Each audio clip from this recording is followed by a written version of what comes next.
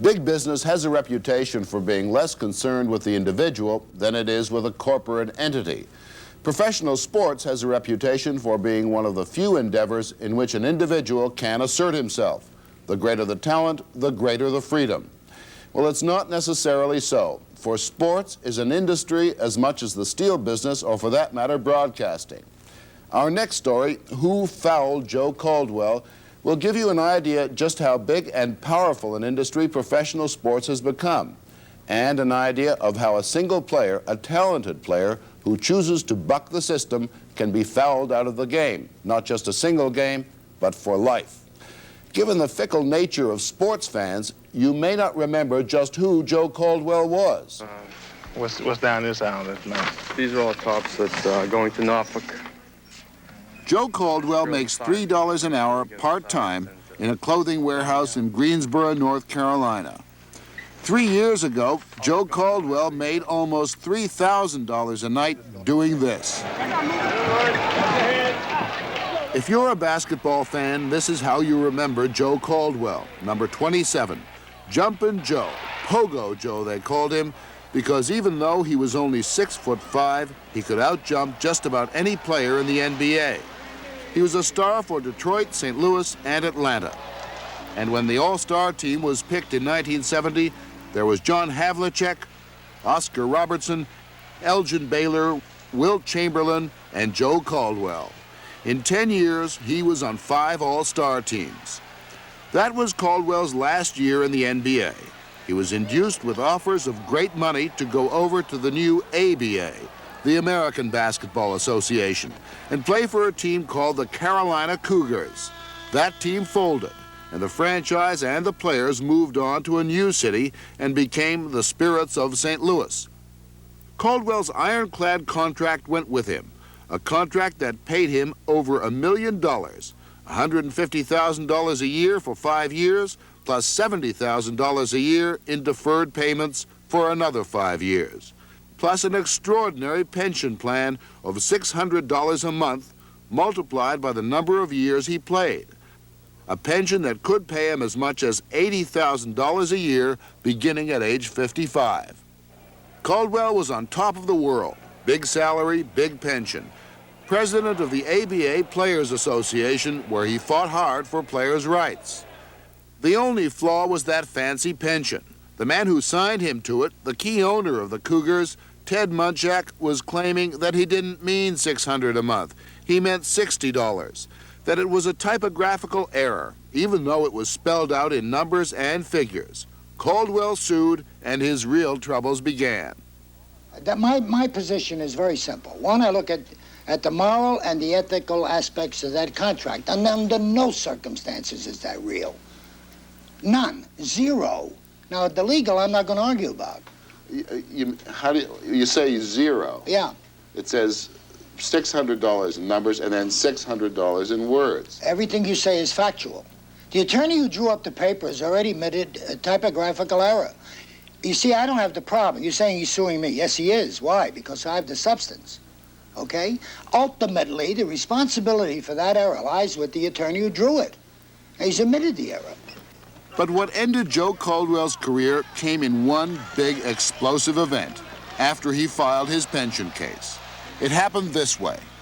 It is now November 1974. Caldwell, playing for St. Louis, is suing Munchak, who has since been named commissioner of the ABA.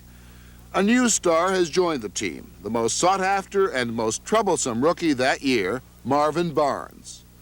When Barnes went AWOL from the team, the owners accused Joe Caldwell of being responsible, of tampering with Barnes, telling Barnes to quit playing till he got a better contract. So he came in about 2:30 that afternoon, and I said, man, what's the matter with you? You know, he said, well, I'm not going to play tonight. And I said, well, why'd you come to New York? I said, what you should do is go on and suit up, pay the fine for missing the plane, and, let's go play basketball. He said, no, I don't want to play basketball for him anymore. And he jumped the teams. So the next thing I hear about it, they suspended me on December the 3rd. And it was our view that Joe Caldwell actively participated in the breach of contract, disappearance, call it what you will, of Marvin Barnes. Donald Shupak was an owner of the Spirits of St. Louis when the team existed. Now he's back practicing law. So you suspend Caldwell and you fire him. Why didn't you fire Barnes? Barnes was contrite, apologetic, and gave us what we believed to be all in the accurate facts as to what took place. Blamed Caldwell, in fact. I wouldn't say that he blamed Caldwell. He obviously had to take responsibility. He didn't say he was taken away in chloroform in a burlap sack. But he did tell us of Caldwell's participation. Caldwell, on the other hand, didn't give us any explanations at all. Our team was centered on Marvin Barnes, quite frankly. We had made a very substantial advance. We had signed a very substantial contract, and Marvin was a rookie. He was in the first year of his playing career.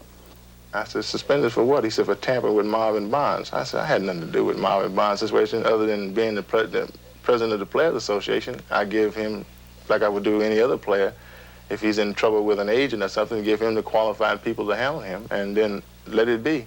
I said, that was my involvement with Marvin Barnes. But the owners suspended Caldwell indefinitely. That was December 1974. Joe Caldwell has not played in a single game since then. They want to teach me a lesson. They teach me a lesson, and I mean they teach every other player the same lesson. I mean that once they shoot fear into an athlete, it's almost embarrassing that no one else would want to stand up and fight. So they took Joe Caldwell sort of and made a model out of him by beating him to pieces and not letting him ever play basketball again. You allege that they used the Marvin Barnes affair, the alleged tampering, as simply a reason to get rid of you. What does Marvin Barnes say about it? Well, he never came forward in my behalf. As far as I know, he never spoke with any of my attorneys or agents to straighten that lie out, so to speak. But I understand that at one time he had signed an affidavit stating that I done all those things. Marvin Barnes is a complex character whose moods off the court can be as spectacular as his moves on the court. And he's led a charmed life. In his last year of college, he assaulted a teammate with a tire iron and drew a suspended sentence, but still signed a $2 million pro contract. Then he promptly disappeared, claiming he was underpaid.